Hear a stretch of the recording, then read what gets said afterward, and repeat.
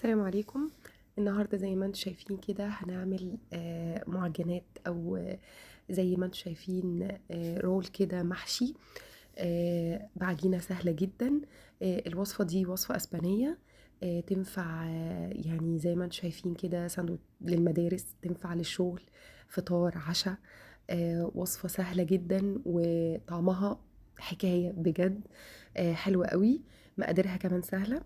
اول حاجة انا بختبر عندي الخميرة وبحب اختبر الخميرة. هحط على 60 ملي من المية الدافية سكر، معلقتين كبار سكر، وطبعا هكتب كل المقادير في الكابشن. وهحط الخميرة لغاية ما تديني الفوم كده، يبقى كده نجحت معايا الخميرة. هملي بقى بقية المقدار بتاعي على 60. هحط 200 ملي من هدفي زي الرايب، اللبن الرايب، لغاية ما يوصل 260. ودي كمية المية اللي انا هعجن بيها او السوائل بتاعتي. بعد كده بقى هجيب البولة اللي انا هعجن فيها وهحط السوائل بتاعتي وكده زي ما انتم شايفين.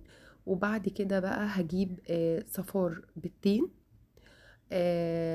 عندي الصفار، هحط صفار، وبعدين كده هحط بيضة كاملة. يبقى انا عندي 260 ملي من السوائل. ممكن تعملي مية بس، ممكن تعملي لبن دافي، اهم حاجة يكون دافي. بعد كده هقلب البيض مع السوائل لغاية ما تختفي البيض خالص. هجيب بقى دقيق عندي من 4 كوبايات ل5 كوبايات. انا هضيف دلوقتي 4 كوبايات الاول، هضيفهم على جزئين.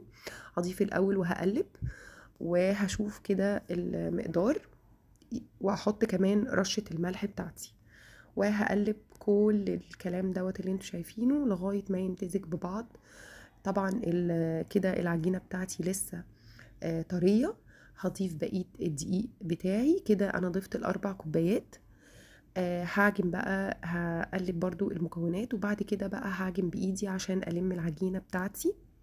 العجينة بتاعتي عايزاها تبقى هشة وفي نفس الوقت متماسكة، مش بتلزق كده. هجيب بقى العجينة على الأرض أو الترابيزة بتاعتي اللي أنا هعجن عليها، وهبتدي هعجن كده معاكم زي ما انتم شايفين لغاية لمدة مثلا 5 دقايق، لغاية ما العجينة بس تلم معايا. زي ما انتم شايفين كده لمت معايا. هحطها بقى في البولة تاني تستريح 5 دقايق.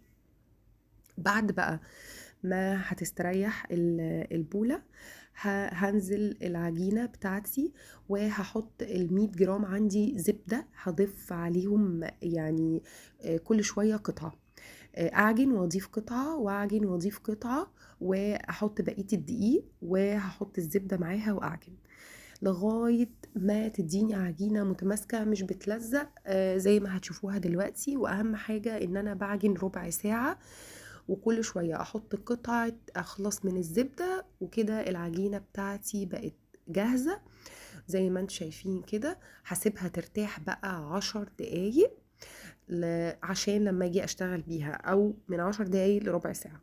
هرش شوية دقيق زي ما انتم شايفين كده على الترابيزة، وهفرد العجينة بتاعتي. انا عايزة عجينة مستطيلة، السمك بتاعها ما يكونش ولا رفيع قوي ولا تخين.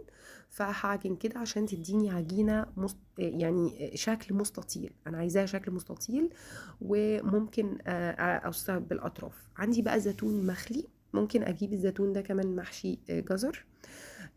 الوصفة دي هما بيستخدموا الزيتون، وبيستخدموا انا كده هحط الزيتون بتاعي على الحرف، وهلف لفة عليه كده صغيرة بالعجينة زي ما انتم شايفين كده، وهقفل عليه كويس جدا عشان ما يطلعش. بعد كده هجيب انا عندي الحشو بتاعي. ممكن تعملوا الحشو اللي انتوا عايزينه. انا جبت رومي مدخن، وكمان بسطرمة، وجبت جبنة شيدر مطبوخة. ممكن تعملوا اللي انتوا عايزينه. هم في اسبانيا بيحطوا طبعا لحمة خنزير، وبيحطوا زبيب، بس انا طبعا ولادي لا يمكن هياكلوها. وهلف كده، هسيب زي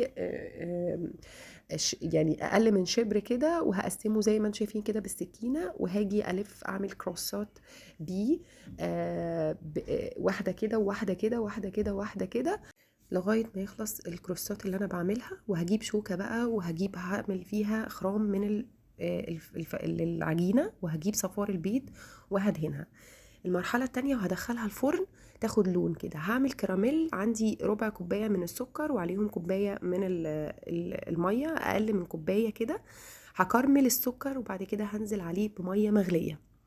بعد كده هقلب علشان يديني الكراميل السائل اللي انتوا شايفينه دوت، السكر المكرمل. علشان بعد ما هتطلع من الفرن هدهنها بالكراميل دوت. وممكن انتوا تعملوها بالعسل الاسود، هتديكوا نفس النتيجة، بس تحطوا عليه شوية مية. ودي لما طلعت من الفرن شكلها قمر وطعمها يجنن بجد. صدقوني جربوها هتعجبكم جدا جدا جدا. يا رب الوصفة تكون عجبتكم. اشوفكم في وصفة جديدة. ما تنسوش تقولوا لي في الكومنتات نفسكم اعمل لكم ايه، وما تنسوش اللايك سبسكرايب، واشوفكم في وصفة جديدة. باي باي.